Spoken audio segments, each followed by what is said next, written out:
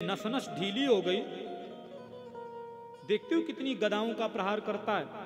मुझे उपाय बताओ जीतने का। नहीं, कल मैं युद्ध क्षेत्र से भाग जाऊंगा, नाक कट जाएगी तुम्हारी। बोले भैया पास तो आप ही को किया था।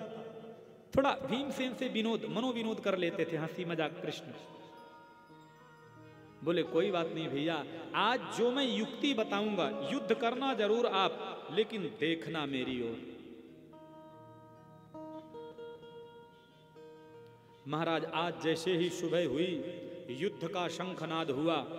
आपस में लड़ते लड़ते दिन भर दोपहर बीती। जब सायंकाल के 4-5 बजे भगवान ने देखा कि कई बार उसको बीच से फाड़ देते हैं जरासंध को, लेकिन आकर के फिर जुड़ जाता है। नम आंखों से भीमसेन ने कृष्ण की ओर टकटकी लगा करके देखा। मुरलीधर पुष्कर ने आज किए कराए पर पानी फिर जाएगा। तो तुरंत कृष्ण मुस्कुराए, बोले एक दूसरे को विपरीत दिशा में फेंक दो। और महाराज फाड़ा जरासंध को, एक दूसरे के विपरीत में फेंका और जरासंध का गोविंदाय नमो नमः। इस प्रकार से जरासंध को प्रभु ने मुक्ति दिलवाई भीमसेन के द्वारा। और महाराज अब दिव्य यज्ञ हुआ। उस यज्ञ में बड़ी बड़ी समितियां बनाई गई, कमेटी का गठन किया गया। भाई आप ये वाला काम देखो, आप ये वाला काम देखो। जैसे सिद्धि विनायक ट्रस्ट है, सबको एक एक काम यहां पर सौंपा गया है। वही कारण है कि इतनी सुचारू रूप से व्यवस्था चल रही है, और होना भी चाहिए। भीमसेन को प्रभु ने भोजन भंडार का पूरा जिम्मा दिया, क्योंकि जो ज्यादा खाता है वही ज्यादा खिला सकता है। और जो द्रौपदी थी, उन्हें प्रभु ने कहा, ये द्रौपदी पांचाल नरेश की बेटी है। और ये पांचाल नरेश कहाँ? पंजाब के राजा थे। और आपने देखा होगा पंजाब के लोग थोड़ा सा खाने पीने के बड़े शौकीन होते हैं। कई बार जब पंजाब वगैरह जाना होता है ना, तो महाराज वहां की माताएं पहली बात तो इतने बड़े ग्लास में दूध ले आती हैं। और जब पैर पकड़ेंगी तो पंडित जी आशीर्वाद दो, पहले कहना पड़ता है अम्मा हमको संभलने दो, कहीं ऐसा ना हो पंडित जी पीछे को गिर जाएं। बड़े हट्टे कट्टे लोग होते हैं पंजाब के। तो उनको भोजन परोसने की जवाबदारी श्री कृष्ण ने दी। और अंततः जितने लोग अतिथि स्वरूप में आते थे, लिखा है कि कृष्ण पादावने जने पाद प्रक्षालनम वृद्धि, शव के पैर धोने का काम, जूठी पत्तल उठाने का काम भगवान श्री कृष्ण ने स्वयं लिया। ये है भगवान का परम वैचित्र्य और परम वैशिष्ट्य। क्योंकि ये यज्ञ है, यहां में कोई द्वारिकाधीश नहीं, क्योंकि यज्ञो वै विष्णु। यज्ञ का मतलब होता है उस जगह में एक एक जर्रे जर्रे में विष्णु व्याप्त होते हैं। इसलिए जब कभी ऐसे जैसे श्रीमद् भागवत ज्ञान यज्ञ ही है, अवसर चल रहा हो, तो खूब सेवा कर लेना चाहिए। न जाने किस भक्त के रूप में भगवान ही घूम रहे हों।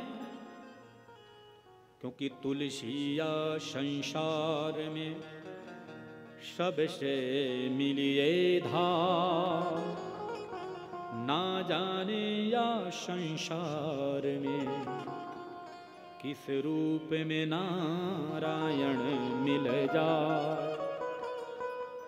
क्या पता किस रूप में नारायण ही घूम रहे हों। इसलिए दिव्य अवसर मिले तो उसका सेवा का लाभ लेना चाहिए। देखिए अब यही कथा फिर से महाभारत से थोड़ा सा जुड़ रही है, क्योंकि अब सुखदेव जी परीक्षित को सुना रहे हैं। पहले शौनकादिक ऋषियों को सूत जी ने सुनाया, फिर मैत्रेय मुनि ने विदुर जी को यही कथा सुनाया। और कहते हैं कि उसी यज्ञ में दुर्योधन का आना हुआ, लेकिन पांडवों का इतना दिव्य भवन बना हुआ था। कल्पना करिए कैसी कारीगरी थी उस टाइम पर, कि महाराज जहां दरवाजा था वहां दीवार दिखती थी, और जहां दीवार होती थी वहां दरवाजा दिखता था। ये दुर्योधन गया, महाराज दीवार को ही दरवाजा समझ बैठा, आगे बढ़ा, धड़ाम से इसका सिर दीवार से टकराया, परीक्षित ऊपर महल में खड़ी तुम्हारी ताई दादी हंस गई कि अंधे के तो अंधे ही होते हैं, और उसी समय में महाभारत का बीज बो दिया गया। दुर्योधन ने उसी समय संकल्प किया कि द्रौपदी एक दिन मैं तुझे निर्वस्त्र करूंगा भरी सभा में। बड़ी कहा सुनी हुई विवाद का कारण हुआ, और अकारण विवाद का कारण बनी भूमि का एक टुकड़ा, लेकिन उसकी नींव में अगर देखो तो वह द्रौपदी की व्यंगात्मक हंसी थी। और अंत में बिना कारण के दो परिवारों में भयानक युद्ध हुआ। न जाने कितनी वीर वीरांगनाएं मारे गए। 12 वर्ष का वनवास हुआ था, 1 वर्ष का अज्ञातवास, ये सब चीजें तो हुई ही। कृष्ण शांति दूत बनकर के आए उस युद्ध में शांति का प्रस्ताव लेकर के, लेकिन कोई सुनना नहीं चाहते हैं। परीक्षित वहीं पर जब युद्ध होता रहा, युद्ध के बाद में तुमको राजा बनाया गया।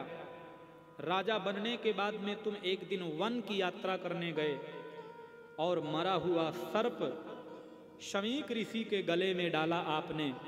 उनके पुत्र श्रृंगी ने आपको श्राप दिया और तुम सीधे उस श्राप से मुक्ति पाने के लिए सुखताल गंगा के किनारे पहुंचे, और वहीं बैठकर के मैं आपको कथा सुना रहा हूं। कहने का मतलब परीक्षित ये है कि किसी भी प्रकार से हमारा जो मन है वो गोविंद के श्री चरणों में जुड़े, क्योंकि जीवन में सुख भी आएगा अपने कर्म से, दुख भी आएगा अपने कर्म से। हमारे या आपके चाहने से कुछ नहीं मिट सकता। सुख दुख अपने कर्म और प्रारब्ध के अनुसार आएंगे, उन्हें हटाया नहीं जा सकता, आप चाहो भी तो भी। इसलिए जीवन को एक रेल समझना चाहिए। सुख दुख की पटरी पर यह दौड़ लगाती रहती है। परीक्षित के नेत्र सजल हो गए। सुखदेव जी ने समझाया बिल्कुल दुखी होने की जरूरत नहीं है, क्योंकि इस प्रकार से मेरे बाबा पांडव ये सब महान युद्ध हुआ, इस चीज को लेकर के बड़े व्यथित हुए। परीक्षित, जीवन तो यूं ही सुख दुख की पटरी पर दौड़ता है। आइए 2 मिनट। अरे जीवन तो भैया एक रेल है, कभी पैसेंजर कभी मेल है। ओ जीवन तो भैया एक रेल है, कभी पैसेंजर कभी मेल है। जीवन तो भैया एक रेल है, कभी पैसेंजर कभी मेल है। ओ जीवन तो भैया एक रेल है, कभी पैसेंजर कभी मेल है। हो जय हो, मीठी मीठी तालियों के साथ जय हो।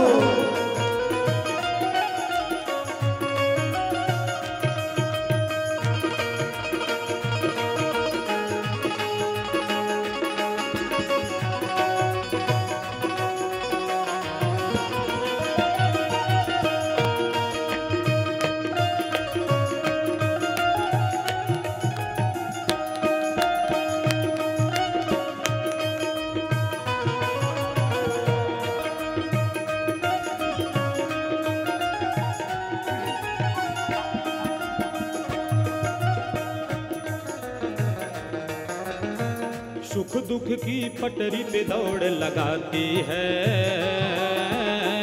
मंजिल तक हमको वो पहुंचाती है। ओ सुख दुख की पटरी पे दौड़ लगाती है, मंजिल तक हमको वो पहुंचाती है। सुख दुख की पटरी पे दौड़ लगाती है, मंजिल तक हमको वो पहुंचाती है। ओ सुख दुख की पटरी में दौड़ लगाती है, मंजिल तक हमको वो पहुंचाती है। सांसों का इसमें जब तक तेल है, कभी पैसेंजर कभी मेल है। ओ सांसों का जब तक तेल है, कभी पैसेंजर कभी मेल है। ओ जीवन तो भैया एक रेल है, कभी पैसेंजर कभी मेल है। ओ जीवन तो भैया एक रेल है, कभी पैसेंजर कभी मेल है।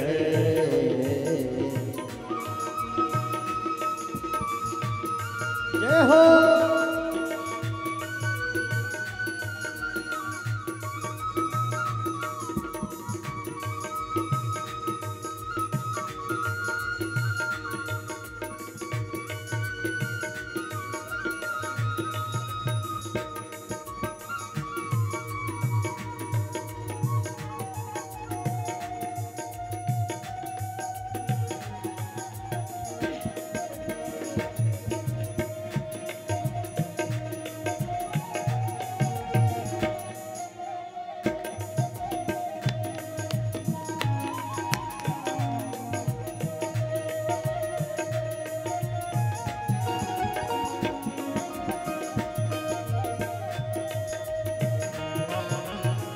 अच्छे कर्मों की टिकट कटा लेना,